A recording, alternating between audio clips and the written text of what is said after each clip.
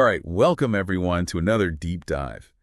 Today we're setting our sights on Gujarat, Oh, Gujarat. a state in western India that honestly it seems like embodies this fascinating mix of ancient history and, modern progress and vibrancy. Yeah. I mean, when you think about it, it's right there. You've got the sands of Rajasthan, the energy of Maharashtra. It's all kind of wrapped up by that coastline of the Arabian Sea. It's almost like a microcosm of India in and of itself, wouldn't you say? Yeah, I mean, geographically and culturally, for sure. I think for a lot of people, the first thing that comes to mind is that it was the birthplace of Mahatma Gandhi. Right. And, it's a pretty powerful symbol, of resilience, growth, but also, really holding on to tradition. Yeah. But as we dig into the sources we've got for today's deep dive, you'll see that it goes way beyond that one, iconic figure.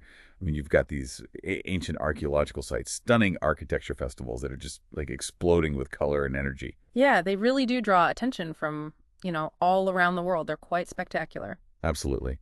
So for our listener today, we're going to try to sift through all of this and really give you the key insights into what makes Gujarat so compelling, so fascinating, and really just a unique place in India and in the world. Yeah. I mean, there's a lot to unpack here, but Right. hopefully we can do it justice. Exactly. So let's start by going way back. I mean, way back to the Indus Valley Civilization, one of the earliest urban civilizations anywhere on the planet. And the thing is, Gujarat has deep connections to that, ancient civilization. Yeah. And it's fascinating because it's not just a theoretical connection. You can actually see the remnants of that civilization at sites like Lothal and Dholavira. Oh, yeah. Those are incredible. I think when people think about archaeology, they think about, dusty old ruins. Right. But these sites are so much more than that. Yeah, they really do offer like a tangible window into the past. I mean, take Lothal with its insanely advanced dockyard. Can you imagine, that was a hub for maritime trade in the ancient world. Really gives you a sense of just how sophisticated they were. Right. And and how interconnected things were. Yeah. Even back then. I mean, they were trading with Mesopotamia. It's mind-boggling when you think about it. It really is. And then you've got Dholavira. Ah, yes. With its incredible urban planning. Yeah. The water management systems, the layout of the city. It all points to a really, really organized society. Yeah. One that was way ahead of its time in a lot of ways. Technologically advanced as well. Absolutely. Right. So, these sites really show you that Gujarat has played a, vital role in India's history for thousands of years. That's for sure. Okay, so now fast forward a few millennia, All right. and we encounter something completely different. What's that? The Statue of Unity. Oh, yes, the Statue of Unity. This thing is massive. Yeah. I mean, it's 182 meters tall. The tallest statue in the world. Yeah, it's a modern landmark, and it's dedicated to Sardar Vallabhbhai Patel. Right, the Iron Man of India. Yeah, and it symbolizes the unification of India and national strength. It's a very powerful image. Oh, yeah. I mean, it's really interesting when you think about it. Yeah. They put it near the Sarovar Dam on the Narmada River. Right. So, I mean, it's not just like a random location. Yeah, it has that added significance. Exactly. And it's become a major tourist attraction. Yeah. People come from all over the world to see this thing. Millions of visitors every year. Yeah, it's pretty incredible. It really is. So, we've gone from these ancient sites to this modern marvel. Right. But there's more to Gujarat's story than that. There is. I mean, we also have to talk about its architectural treasures. Yeah. Which are, recognized by UNESCO as World Heritage Sites. Some really stunning examples of architecture. Oh, yeah. And what's really interesting is the variety of styles. You've got the historic city of Ahmedabad. Right. Where you've got this, beautiful blend of Islamic, Hindu, and Jain architecture. Yeah, you see it in the designs, the layouts, everything. It's really quite remarkable. Yeah. And then you've got those poles. Ah, the poles. These traditional residential clusters with these intricate wooden carvings. Yeah, they're like little self-contained communities almost. Yeah, they're fascinating. And then you've got Rani in Patan. Rani, yes. An 11th century stepwell. It's not just a water source. Bro. It's like an architectural masterpiece. It really is. You've got all those intricate sculptures. It's like a story carved in stone. Yeah, it's incredible. So, these UNESCO sites, they show that Gujarat is really committed to preserving its heritage. Absolutely. Both cultural and architectural. It's important to them. Yeah. And it's not just, the buildings and the monuments. Right. It's also the festivals.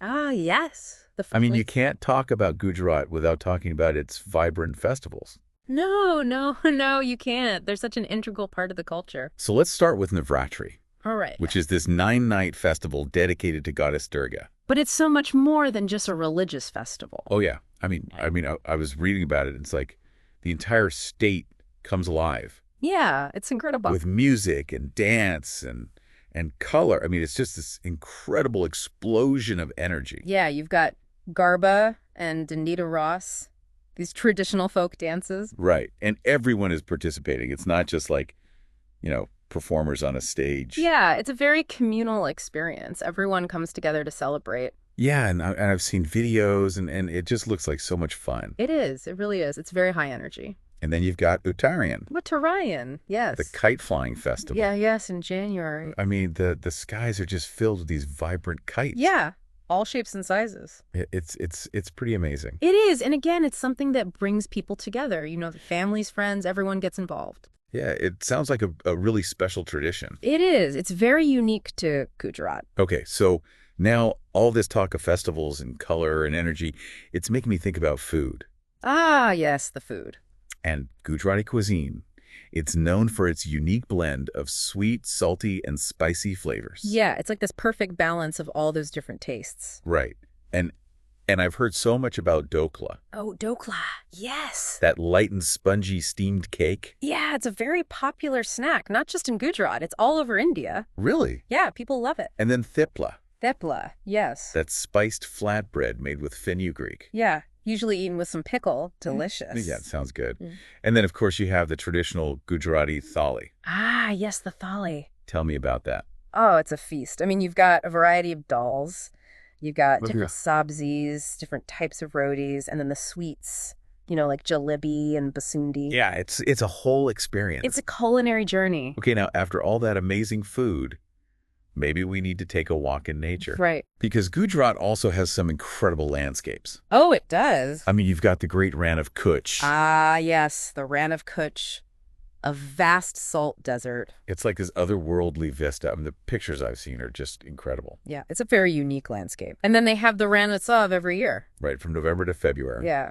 And it's not just about experiencing the desert. It's like this huge cultural celebration. It is. They have music and dance and local crafts. It's a big draw for tourists. And then, of course, for wildlife enthusiasts, you've got Gir National Park. Ah, yes, Gir National Park. Home to the Asiatic lion. The only place in the world where you can find them in the wild. Yeah, so, I mean, that's pretty special. It is. Okay, so we've covered a lot of ground here. We have. We've gone from ancient history to modern marvels to incredible architecture and vibrant culture and delicious food and stunning landscapes. It's quite the state. Yeah, but we can't forget about Gujarat's economic power. It's a major hub for industry and growth. It is. I mean, you've got key sectors like textiles and petrochemicals and automotive manufacturing. Yeah, they're all booming there. And then you've got Gift City. The Giftee City. Yeah. Gujarat International Finance Tech City. India's first smart city. Yeah. And a global financial hub. They've got big plans for it. Yeah, it's really impressive. It is. And we can't forget about the coastline. Right over 1,600 kilometers of coastline. Yeah. It's a major asset for India's maritime trade. Absolutely. I mean, you've got ports like Mundra and Kandla. Some of the busiest ports in the country. Yeah, they handle a huge amount of imports and exports. They do. Okay, so with all this going on, communication is obviously key. Of course. And Gujarati is the main language spoken. Right.